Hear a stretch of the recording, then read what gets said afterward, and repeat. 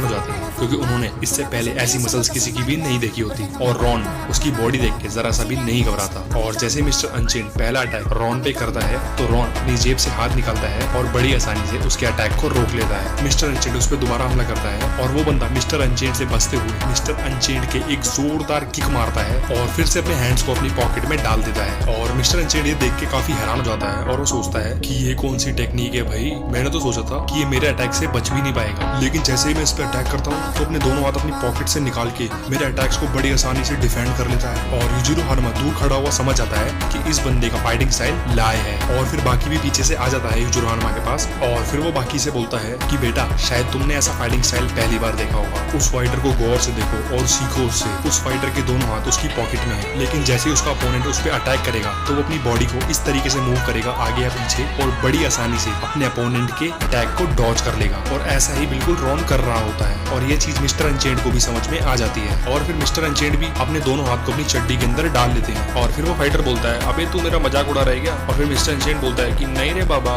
मैं तेरे को तेरे फाइटिंग स्टाइल से ही हराएगा। ये सुन के रॉन एकदम से गुस्से में आ जाता है और मिस्टर अनचेंड पे पंच बरसाने लग जाता है और मिस्टर अनचेंड उसके इस अटैक को डिफेंड नहीं कर पाते और वो पंच खाने के बाद जमीन पे गिर जाते हैं। और रॉन उसके पास आता है और बोलता है कि क्या हुआ भाई, तुम तो बोल रहे थे तुम मुझे हरा दोगे बड़ी आसानी से, लेकिन अब तो तुम जमीन पे लेटे हुए हो। और फिर रॉन दोबारा से टक्कर और मारता है उसके सर में और रॉन से बोलता है कि बेटे तुमने काफी अच्छी टक्कर दी मेरे को, मैं काफी इंप्रेस हुआ तुमसे। और फिर फाइनल टक्कर मारने के बाद वहां से चला जाता है और इस मैच का विनर मिस्टर अनचेंड होता है। और फिर ये बात काकू के पास पहुंचती है और वो बोलता है कि भाई क्या हो गया,